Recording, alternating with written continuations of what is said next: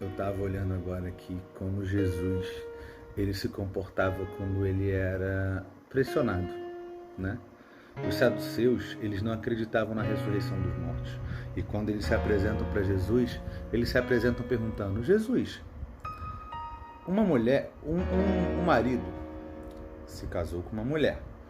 E de repente ele tinha 6 irmãos. E esse marido, ele morreu sem deixar filhos.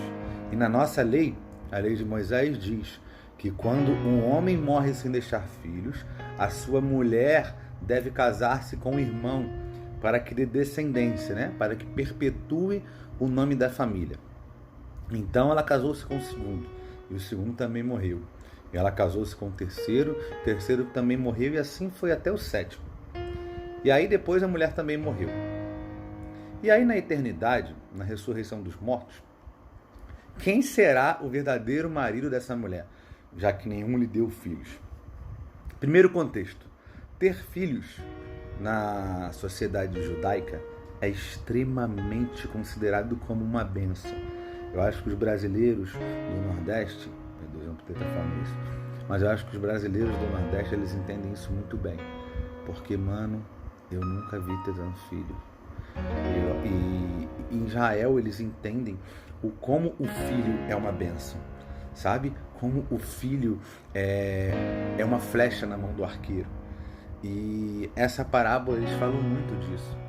Mas Jesus ele responde com uma simples frase: errais em não conhecer as Escrituras e nem o poder de Deus.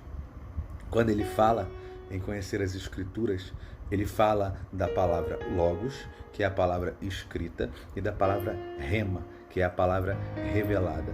E quando a gente vê, ali, de frente dos saduceus, estava o logos, que é o verbo.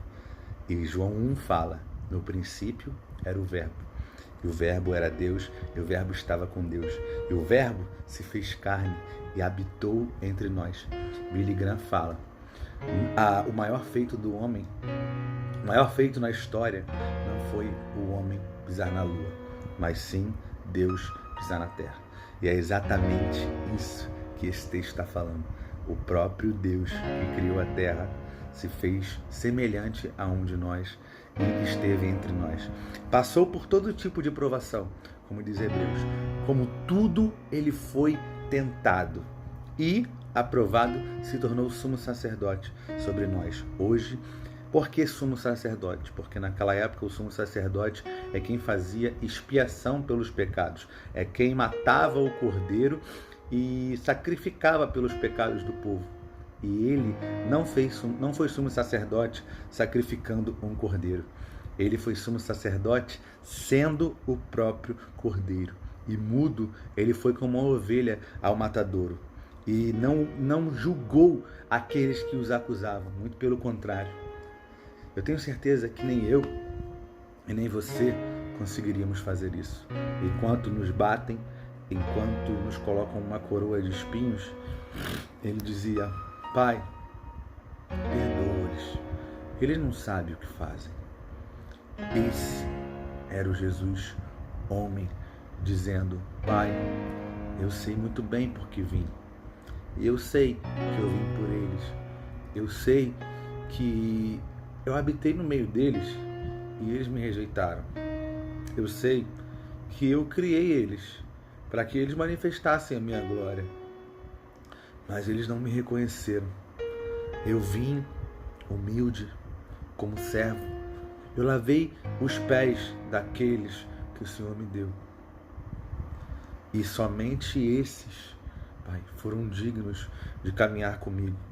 E quando ele ora, em João 17, ele fala: Pai, que eles sejam um, que eles cheguem à plena unidade, para que todo mundo entenda que de fato o Senhor me enviou e que de fato eu sou um Cristo que vive dentro deles, porque eles são um e porque eles são um em mim, assim como eu sou contigo. E ali, diante daqueles saduceus, também estava a palavra rema, a palavra revelada. Vocês não conhecem o poder de Deus, e esse é o poder de Deus, o poder que gera arrependimento, o poder que gera transformação, o poder que pega o pecador, humilhado, homicida, ladrão, mentiroso e transforma ele numa referência social. O poder que cura o enfermo, o poder que ressuscita os mortos. Esse é o poder que nós recebemos. E é por isso que esses homens erraram tanto. E é por isso que hoje, na nossa sociedade, muitas pessoas também erram, porque elas não conhecem as Escrituras e nem o poder de Deus, que é o Cristo revelado, que se fez carne e habitou entre nós. A palavra de Deus diz em 1 Coríntios 18 que a obra da cruz é loucura para aqueles que não creem, mas para nós que cremos é o poder de Deus. Como você pode explicar que um Deus cria um mundo, ele cria uma nação, depois ele manda muitos mensageiros através dessa nação, e essa nação ainda, por mais que tenha visto milagres, como parar o tempo, como descer fogo sobre o altar do holocausto, como o mar vermelho se abrindo, como colheitas superabundantes, essa nação ainda não acredita. E mesmo que esses mensageiros avisassem que o Messias viria, eles não creram que ele veio. E mesmo quando ele pisou nessa terra, eles o rejeitaram. Mesmo ele fazendo mortos ressuscitarem, mesmo ele curando os leprosos, que era uma doença horrível naquela época.